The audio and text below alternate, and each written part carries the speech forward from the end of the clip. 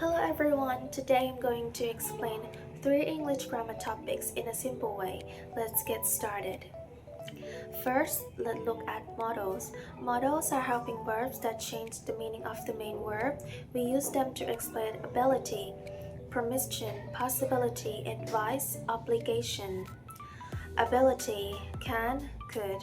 For example, I can swim. Permission, can, may. May I leave early? Possibility, may, might. It might rain today. Advice, should, ought to. You should study more. Obligation, must, have to. You must wear a seatbelt. No obligation, don't have to. You don't have to come if you're busy. Prohibition, must not. You must not smoke here. Offer or request.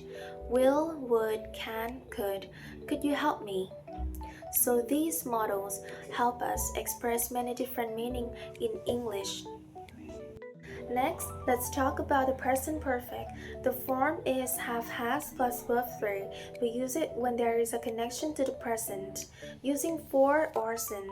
For example, I have studied English for 3 years. Unfinished time. She has worked today. Experiences. Have you ever been to Japan? Resolved now. He has broken his arm. Already, yet, just. For example, I have already finished. Have you finished yet? She has just arrived. Present perfect continues. Have has been plus verb ing to show an action that started in the past and is still continuing. For example, I have been studying for 2 hours. Finally, let's look at gerund and infinitives. Gerund verb ing as a subject. Swimming is fun. After preposition, I'm good at singing. After some verb like enjoyed, avoid, quite. I enjoyed reading. Infinitives, to plus verb. After adjectives, I'm happy to help. After some verb like want, designed, I want to learn more. To show purpose, I went to the store to buy milk. Both some words can take both forms with different meanings, such as stop and remember. For example, I stopped smoking, but I quit. I stopped to smoke, but I stopped doing something in order to smoke. Let's continue for the adjective clause and relative pronouns. An adjective clause is dependent clause that describe a noun and give more information about it. It helps make our sentences clear and more detailed. Adjective clause are introduced by relative pronoun, which connect the clause to the noun.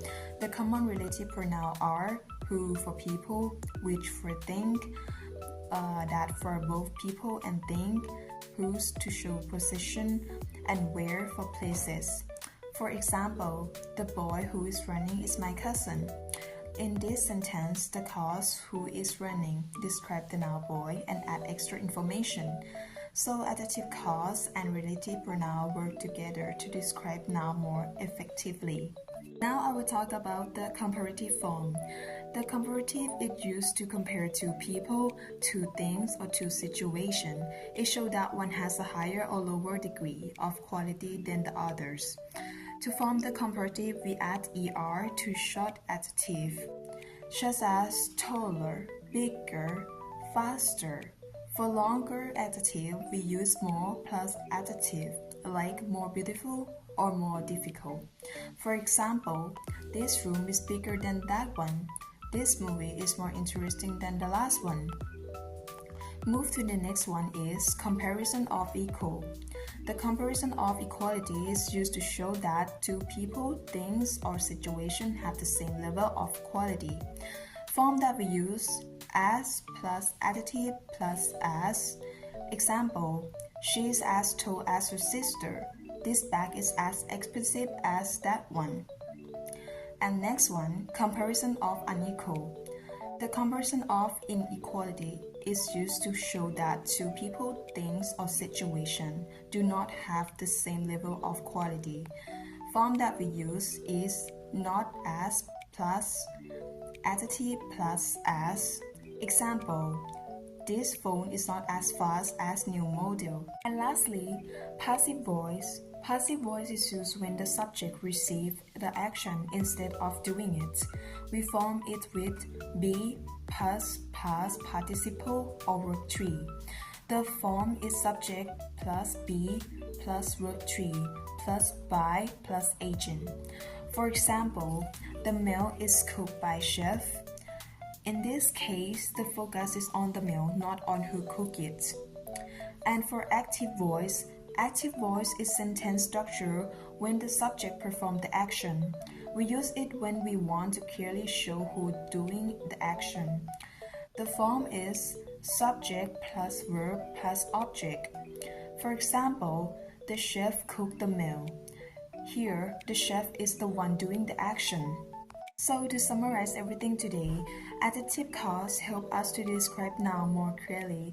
Comparative and comparison allow us to show similarities and differences.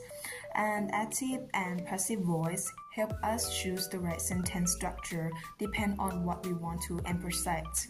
Understanding these three topics make our English more accurate and flexible. Thank you for watching and listening.